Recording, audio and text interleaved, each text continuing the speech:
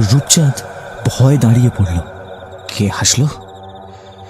কে কে আসে ওখানে? কে? এক নারীর কর্কশ কণ্ঠস্বর ভেসে এলো বাতাসে। আমাকে চিনতে পারলি না রূপচাঁদ? আমি তো তোর ভবিষ্যৎ রে। মনে রাখবি, তুই যাই কর না কেন, কোনো ছবি কোনো মন্ত্র তোকে আমার থেকে বাঁচাতে পারবে না, কেউ না।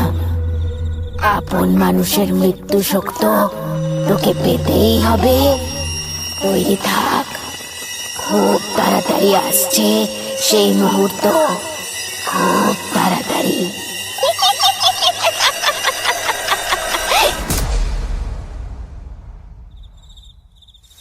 সেদিন সপরিবারে রথের মেলায় গিয়েছিল রূপচাঁদ। মেলা থেকে ফিরতে একটু রাত হয়ে যায়। ছেলে আর বউকে নিয়ে খুব সাবধানে বাড়ির রাস্তা ধরেছিল রূপচাঁদ। খুব সাবধানে বাড়ির রাস্তা ধরে হাঁটছিল সে। এমনিতেই গায়ে কদিন ধরে বড্ড ডাকাতের উপদ্রব হয়েছে। তাছাড়া বর্ষাকালে সাপের উৎপাত তো থাকেই। চারপাশটা দেখতে দেখতে রূপচাঁদ বলল, কিন্নি, আরো তাড়াতাড়ি হাঁটো গা। ওরে সঞ্চাঁদ, একটু পাটা চালা বাবা। এই রাস্তা যে ভালো নয়, কতবার কত কাণ্ড হয়েছে এখানে জানিস। এই জন্যে বলেছিল তাড়াতাড়ি কেনাকাটা করে বাড়ি ফিরে চল। কে শোনে আমার কথা? বাবামশাই, আপনি এত ভয় পাচ্ছেন কেন? আমি আছি তো, কিচ্ছু হবে না। ওরে আমাদের বীর পুরুষ রে, তুই আবার কি করবি? এখন যদি সত্যি ডাকাত পড়ে না, ভয়ে বাথরুম করে দিবি। না না, আমি আর ভয় পাই না। তুমি দেখো, আমি সব সামলে নেব। আবার পাকা পাকা কথা, চল পা চালা। ছেলে আর বউয়ের কথার মাঝেই কখন যে তারা হাঁটতে হাঁটতে আখের খেতে চলে এসছে তা খেয়ালই করেনি রূপচাঁদ। একটা সুগন্ধ ভরা বাতাস তার মাথার ওপর দিয়ে বয়ে চলে যেতে লাগলো। তাতেই হঠাৎই তার চৈতন্য হলো। তখনই চারপাশে আখ ঘেরা ক্ষেত দেখে সে যেন আঁতকে উঠল, আর সেই সুগন্ধ তাকে আবারও বিচলিত করতে লাগলো। গিন্নি, ঘোর বেপদ গো। ভেবেছিলাম এই আখের ক্ষেতের পথ দিয়ে আসবো না, অন্য পথ ধরবো। সেই কথা বলতে বলতে চলে এলুম আমরা। তাতে কি হয়েছে গা? আমাদেরই তো ক্ষেত এগুলো। নিজের জমির ধার দিয়ে যেতে আবার ভয় কি গো? তাছাড়া এইটুকু তো পথ, ঠিক পেরিয়ে যাব। তাই যেন হয়। কিছু দূরে এগোতেই রূপচাঁদের মনে হলো তারা যেন এক জায়গাতেই আছে। গিন্নি, আমার যেন মনে হতিছে আমরা একই জায়গা দিয়েই হাঁটতেছি। এই আখের ক্ষেত পেরোতে তো 2 মিনিট সময় লাগে মাত্র, এদিকে 4 মিনিট হয়ে গেল আমরা যে হেঁটেই চলেছি গো। তাই তো, ঠিকই বলেছ তো। আবার সেই সুগন্ধ পেয়ে সারা শরীর যেন শিউরে উঠল রূপচাঁদের। এই গন্ধ তো তার বড্ড চেনা। নিজের ঘরেও মাঝে মাঝেই এই সুগন্ধই পায় সে, কিন্তু ঘরে সে ভয় পায় না, কারণ ঘরে যে পবনপুত্র হনুমানজির মূর্তি রেখেছে সে, যার দুবেলা পুজোও করে, আর তার বিশ্বাস তিনি তাকে রক্ষা করেন। কিন্তু এখানে কে রক্ষা করবে তাকে? কথাটা ভাবতে ভাবতে সে ঘামতে লাগলো, আরো জোরে পা চালাতে লাগলো। তারপরেই আখের ক্ষেতের দিকে চোখ যেতেই সে দেখল সারি সারি আখের ফসলের মাঝে 2টো লাল চোখ যেন তার দিকেই তাকিয়ে আছে। চোখটা তাড়াতাড়ি অন্যদিকে ফিরিয়ে সামনে এগিয়ে যাওয়ার চেষ্টা করছিল রূপচাঁদ, কিন্তু সে বুঝতে পারল সেই এক জায়গাতেই বউ ছেলে নিয়ে সে ঘুরপাক খাচ্ছে। না, আজ বোধ হয় আর রক্ষে পাবো না আমরা। আজ তার কুনজরে পড়েছি গো। এ পবনপুত্র, বাঁচাও আমাদের, বাঁচাও। ইস, যদি একটা ঠাকুরের লকেট পরি থাকতাম তাহলেও হয়ে যেত গো। রূপচাঁদের কথা শেষ হলো না। তার ছেলে সোনচাঁদ বলে উঠল, বাবামশাই, আপনি ভয় পাবেন না। পবনপুত্র তো আমাদের সাথেই আছেন, এই দেখুন। এই, তুই কোথায় পেলি? আমি তো দিইনি তোকে। এটা এটা আমি রথের মেলাতে একটা দোকান থেকে নিয়ে এসেছিলাম, মাই তো কিনে দিল। সাক বাবা, খুব ভালো করেছো। এটা আমাকে দাও দেখি। জপ করতে করতে পথ পেরোতে হবে। জয় প্রভু, রক্ষা করো আমাদের। জয় প্রভু, রক্ষা করো, রক্ষা করো। ছবিটা হাতে নিয়ে মনে মনে পবনপুত্র হনুমানজিকে স্মরণ করতে করতে অবশেষে আখের ক্ষেত পেরলেও পেরোতে পারল রূপচাঁদ। জয় প্রভু, তুমি আসো গো, তুমি আসো। ঘরে গিয়ে হাত মুখ পরিষ্কার করে খেতে বসলো তিনজন। রূপচাঁদের গিন্নি কমলা স্নিগ্ধ কণ্ঠে প্রশ্ন করল, তখন তুমি কি বলছিলে গা? কার কোন নজর পড়েছে?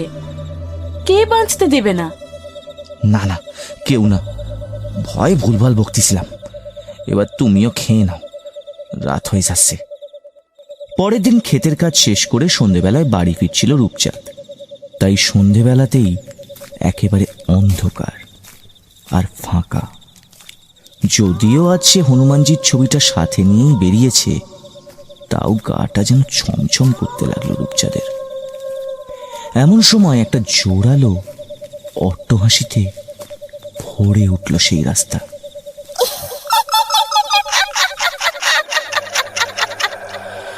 রূপচাঁদ ভয় দাঁড়িয়ে পড়ল। কে হাসলো? কে কে আসে ওখানে? কে? এক নারীর কর্কশ কণ্ঠস্বর ভেসে এলো বাতাসে। আমাকে চিনতে পারলি না রূপচাঁদ? আমি তো তোর ভবিষ্যৎ রে। মনে রাখবি, তুই যাই কর না কেন, কোনো ছবি, কোনো মন্ত্র তোকে আমার থেকে বাঁচাতে পারবে না। কেউ না। আপন মানুষের মৃত্যু শক্ত তোকে পেতেই হবে। তৈরি থাক, খুব তাড়াতাড়ি আসছে সেই মুহূর্ত, খুব তাড়াতাড়ি।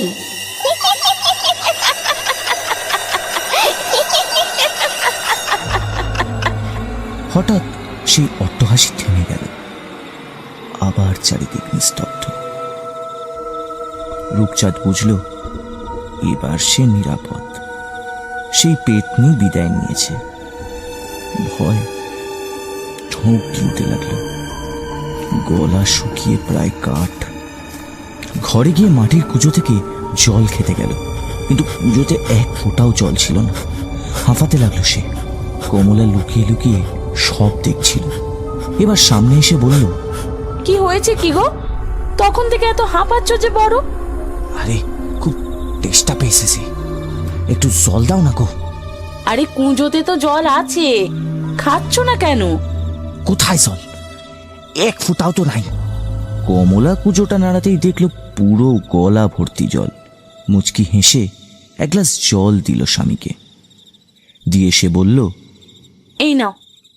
কি যে হয়েছে তোমার কে জানে।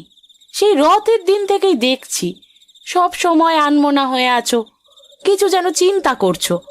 বলি ব্যাপারটা কি? হ্যাঁ, জলটা গোগ্রাসে গিলল রূপচাঁদ। গিলে বলল, কিছু ব্যাপার না, আমার খিদে পাচ্ছে, খেতে দাও। আশা, শোন সাত কোথায়? ও ঘরে আছে তো? না, খেলতে গেছে। এখনো আসে লাই? আরে চলে আসবে, কোনো বন্ধুর বাড়িতে গেছে হয়তো। না না, এভাবে হালকা নিও নি গিন্নিহি। খুব সাবধানে থেকো তোমরা মাছ, হাঁ বুঝলা? চোখখান একেবারে খোলা রেখো। হ্যাঁ সে ঠিক আছে, কিন্তু কারণটা তো বলো। পরে বলবো, এখন খুব ক্লান্ত লাগতেছে, খেতে দাও। খেতে বসে রুটির টুকরো আলুর দমে ডোবাতেই চিৎকার করে উঠল রূপচাঁদ। তারপর রুটির টুকরো ফেলে দিয়ে বলল, রক্ত, রক্ত, তরকারিতে রক্ত। দৌড়ে উঠে কলতলায় গেল সে। বমি করতে লাগলো। এমন সময় একটা দমকা হাওয়া ছুঁয়ে গেল তার শরীরে। আর তারপরেই বাতাসে আবার সেই সুগন্ধ, যা তার খুব চেনা। তার মনে হলো পিছনে কেউ যেন দাঁড়িয়ে আছে। ঘুরে তাকিয়ে দেখল কেউ নেই সেখানে। এক ছুটে নিজের শোয়ার ঘরে ঢুকে গেল সে। সেখানে হনুমানজির মূর্তির সামনে গিয়ে বসে হাত জোর করে কিছুক্ষণ বসে রইল। তখনও তার সারা শরীর কাঁপছে। কমলা এসে স্বামীকে ওভাবে কাঁপতে দেখে বলল, তোমার এই অবস্থা কেন হলো বলো তো? বেশ তো নিজের জমিতে চাষবাস করে দিব্যি ছিলে, হঠাৎ কি হলো? রূপচাঁদ কিছু বলল না।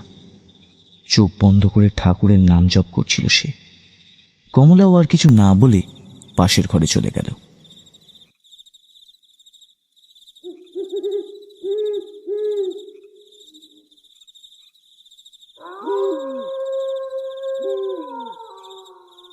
মাঝরাতেই ঘুমটা হঠাৎ ভেঙে গেল। তার মনে হলো তার কানের কাছে কেউ যেন ফিসফিস করে কিছু একটা বলল। এদিক ওদিক দেখতে লাগলো সে। এমন সময় আবার তার সেই ফিসফিস শব্দ কান ছুঁয়ে গেল। তোর দিন আসছে, তৈরি থাক।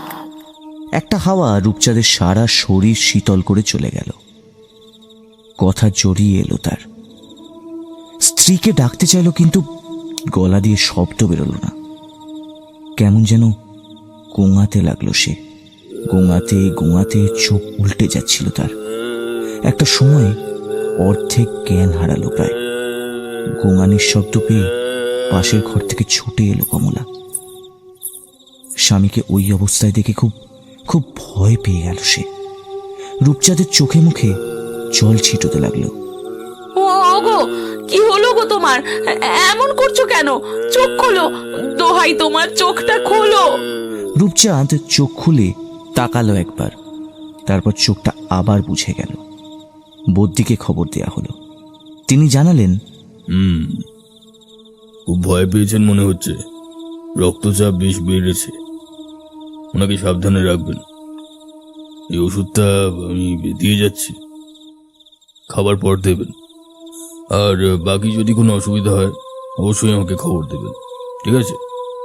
বদ্যি চলে যাওয়ার পর কমলা রূপচাঁদের পাশে গিয়ে বসল। রূপচাঁদ তখনও ঘোরের মধ্যে, চোখ বন্ধ করে বিড়বিড় করে কি সব যেন বলে চলেছে। কমলার চোখে জল এসে গেল।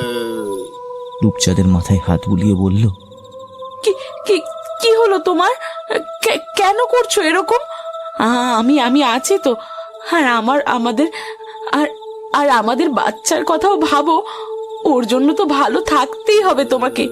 ওগো, তুমি শুনছো আমি কি বলছি? ওগো। রূপচাঁদ তখনও এভাবেই চোখ বন্ধ করে বিড়বিড় করে চলেছে। কমলা কান্নায় ভেঙে পড়ল। কিন্তু হঠাৎই একটা শব্দ পেয়ে চমকে উঠল সে। ঘরের জানলায় কেউ যেন ঠক ঠক করছে মনে হলো। ভয় সেদিকেই তাকিয়েছিল কমলা।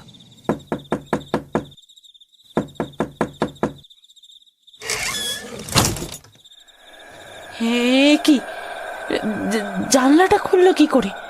আর ঠক ঠক করছিল কে? মনে মনে কথাগুলো বলছিল কমলা।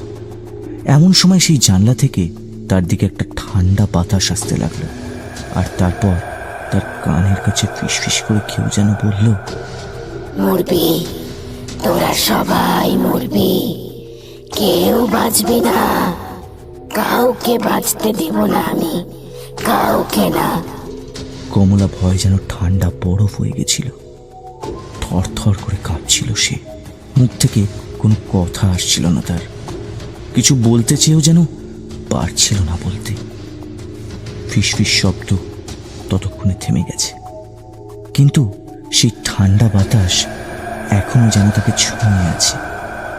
তারপর একটা সময় সেই ঠান্ডা বাতাস তার শরীরের ওপর দিয়ে যেন বয়ে বেরিয়ে গেল।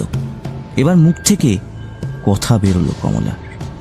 ও মাগো, এটা কে ছিল? কেই নারী? আর আর কেনই বা এসেছিল? কেন? আচ্ছা, এই কি তাহলে আমার স্বামীকেও ভয় দেখাচ্ছে? কিন্তু কেন? পরের দিন সকালে কাজে যাচ্ছিল রূপচাঁদ। কমলা খেতে দিচ্ছিল। কথার ফাঁকে জিজ্ঞাসা করল, কি হয়েছিল গো তোমার? এমন অবস্থা করলে যে বদ্যি ডাকতে হলো, বলো না, কি দেখে ভয় পেয়েছিলে? ভয় আবার কি দেখে পাবো? কিছু না। বুদ্ধি তো তাই বলল, কিছুতে নাকি ভয় পেয়েছো। ধুর, ওই সব কিছু না, এমনি শরীরটা খারাপ হয়েছিল তাই। দাও দাও, তরকারিটা দাও দেখি, দেরি হতিছে। কমলা আর কিছুই বলল না, চুপ করে গেল।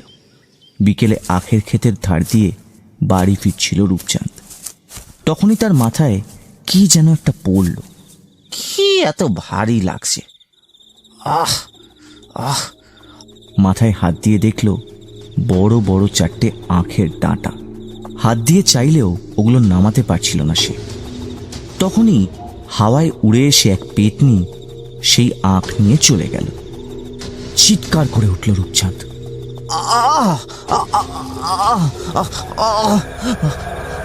হাসতে লাগলো পেতনি। আকাশে বাতাসে যেন প্রতিধ্বনিত হতে লাগলো। অথচ চারপাশে তাকিয়ে পেতনিকে কোথাও দেখতে পেল না রূপচাঁদ। তারপর কোথা থেকে একটা আঁখ এসে তার বুকে লাগলো। তখন সে সামনে তাকিয়ে দেখল আখের ক্ষেতের ঝোপে সেই পেতনি বসে আছে আর তার দিকে তাকিয়ে হাসছে। তারপর কর্কশ স্বরে রূপচাঁদকে বলল, তোর সময় এসে গেছে রে রূপচাঁদ, আর কিছুক্ষণের অপেক্ষা, তারপর আমার মতো তুই ওইভাবে এই আখের খেতে ঘুরে বেড়াবি।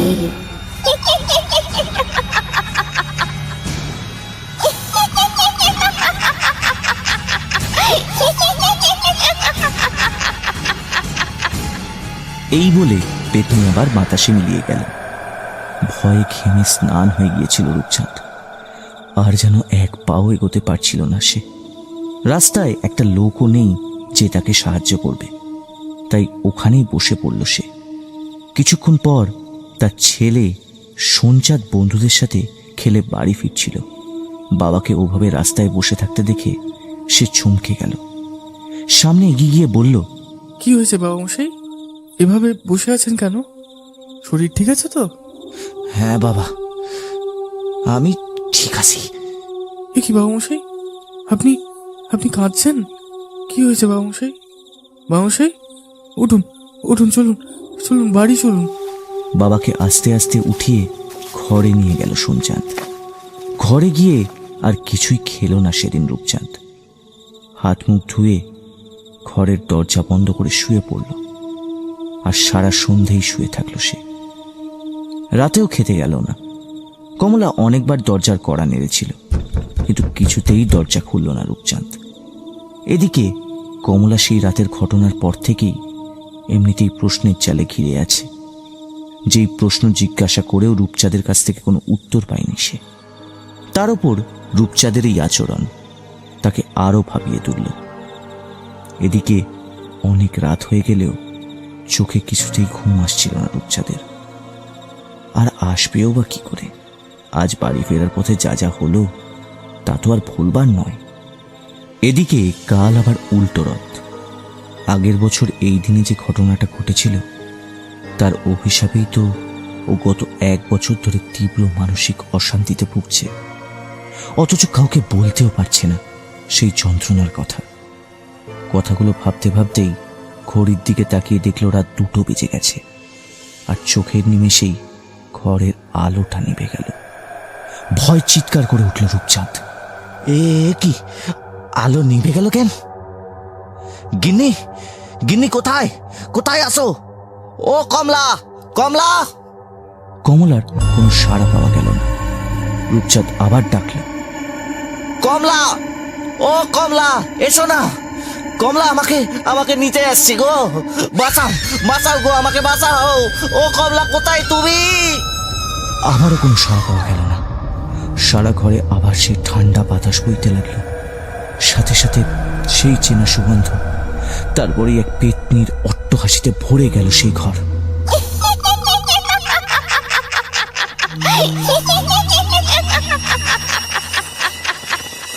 সামনে প্রকট হলো আবার সেই আখের ক্ষেতের পেতনি। তার ভয়ঙ্কর রূপ দেখে ভয় অজ্ঞান হয়ে যাচ্ছিল রূপচাঁদ। তখনই তাকে এসে কে যেন ধরল।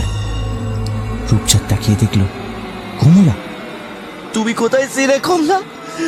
এত করে তোমারে ডাকলাম, এলে না কেন? এই তো আমি এসেছি গো। আর ভয় নেই তোমার। ভয় নেই বলছো?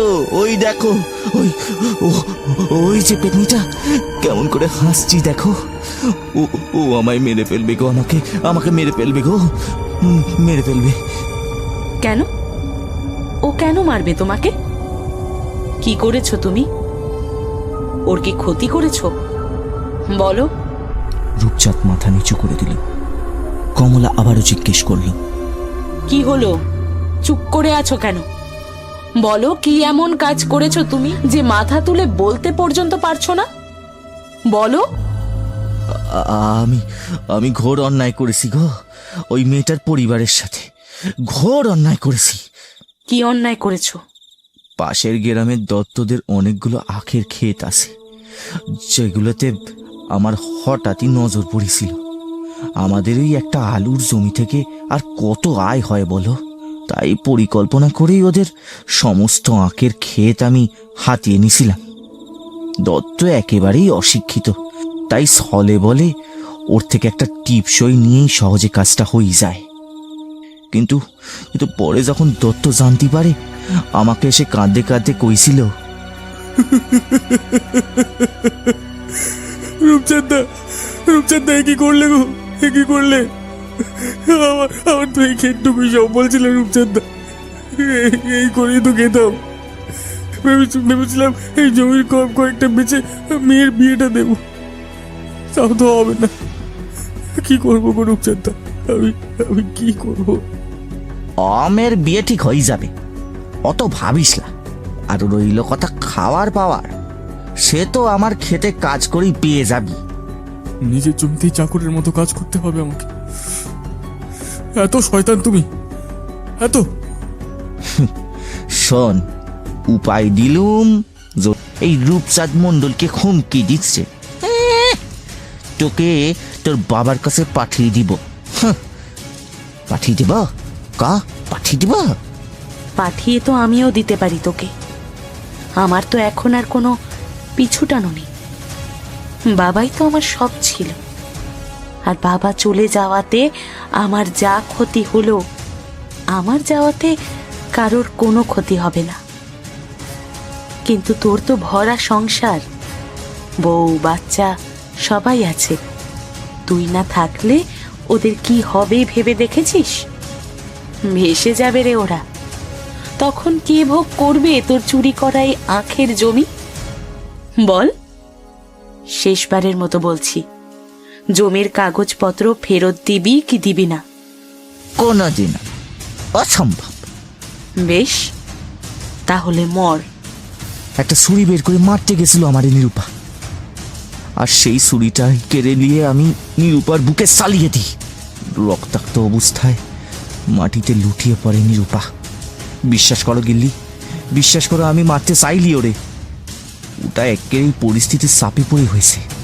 কিন্তু তারপর থেকেই ওই নিরূপা আমাকে আমাকে জ্বালিয়ে খাইতেছে গো। আর আজকালের মধ্যেই হয়তো ও মেরিয়েও ফেলবি আমায়। কারণ কালকে যে উল্টো রথ, এই উল্টো রথের দিদি যে ওকে আমি মেরেছিলাম। আমাকে বাঁচাও গিন্নি, আমাকে বাঁচাও, কিছু করো। এত কিছু হলো আর আমি কিছুই জানলাম না? গত বছর রথে তুমি সোনচাঁদকে নিয়ে বাপের বাড়ি গেছিলা, আর ফিরেছিলা উল্টো রথের পর, তাই তুমি কিছু জানতে পারো লাই। আর আমি রাতের অন্ধকারে ওই লাশটা নিয়ে গিয়ে ওই আখের খেতেই পুঁতে দিছিলাম, তাই গ্রামের লোকেরাও কিছু টের পায় লাই। শেষে তুমি মানুষ খুন করলে গো? এটা তুমি করতে পারলে? আমি তো করতে চাইনি কও। আরে আমি না মারলে তো ও আমাকেই মেরে দিত, নিজেকে বাঁচাতেই তো। তাহলেও তো তোমার কোনো ক্ষমা নেই। প্রথমত ওদের জমি নিয়েই তুমি যে অপরাধ করেছো তারই কোনো ক্ষমা হয় না, আর তারপর দুটো খুন। দুটো কোথায়? দত্ত তো আত্মহত্যা করছে।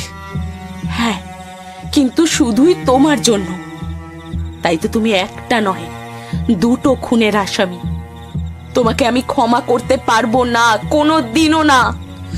এরকম কয়ও না কমলা, ক্ষমা করি দাও, ক্ষমা করি দাও আমারে কমলা। কমলা সেই ঘর থেকে দ্রুত বেগে বেরিয়ে গেল। রূপচাঁদও দৌড়লো ওর পেছনে। কিন্তু ঘর থেকে বেরিয়ে যা দেখলো তাতে হাড় হিম হয়ে গেল রূপচাঁদের। দেখল তার একমাত্র ছেলে সোনচাঁদ মাটিতে রক্তাক্ত অবস্থায় পড়ে আছে। ওর কাছে গিয়ে ওকে জড়িয়ে ধরে কেঁদে উঠল রূপচাঁদ। এমন সময় সামনে তাকিয়ে দেখল কমলাও সামনের মেঝেতেই চিত হয়ে শুয়ে আছে। আশ্চর্য হয়ে কমলার কাছে গিয়ে ওকে ধরে দেখল সে, কিন্তু কমলার ঠান্ডা শরীর ছুঁতেই কয়েক ফুট দূরে পিছিয়ে গেল। তারপরে তার চোখ পড়ল কমলার গলায়, যেখানে গভীর ক্ষত, যেন কেউ গলার মাংস খুঁপড়ে নিয়েছে মনে হচ্ছে। বুঝতে পারল কমলাও আর নেই। মাথা চাপড়াতে লাগলো রূপচাঁদ। তখনই আবার সেই চেনা অট্টহাসিতে ভরে উঠল তার ঘর। সেই পেতনি সারা ঘর জুড়ে এক প্রান্ত থেকে আরেক প্রান্ত ধরে উড়ে বেড়াতে লাগলো। তারপর একটা সময় রূপচাঁদের ঘরের ওপর চড়ে বসল সে আর বলল, আমি তোকে এই শোকটাই তো দিতে চেয়েছিলাম। দেখ কেমন লাগে যখন কাছের মানুষ দূরে চলে যায়। আমার বাবাকে হারিয়েও এরকমই কষ্ট হয়েছিল আমার। এবার বেঁচে থাক, কর্মফল ভোগ কর। না না, আমাকে মেরে ফেলো, দয়া করে আমাকে মেরে ফেলো। আমি বাঁচতে চাইলা, কি নিয়েই বা বাঁচবো? কেন? তোর আখের ক্ষেতগুলো নিয়ে?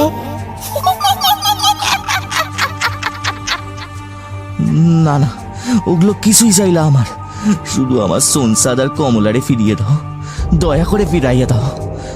ওরা যে নির্দোষ, পাপী তো আমি। আমাকে শাস্তি দাও, ওদের প্রাণ ফিরিয়ে দাও, দয়া করে ফিরিয়ে দাও।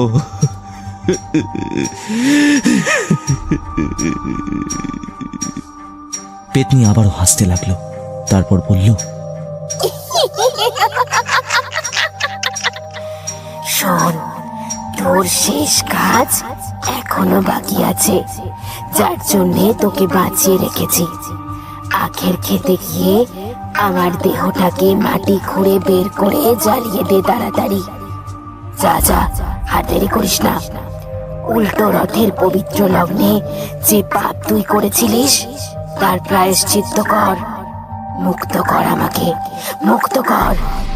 আর তারপর তোর বউ আর ছেলেকে দাহ করিস।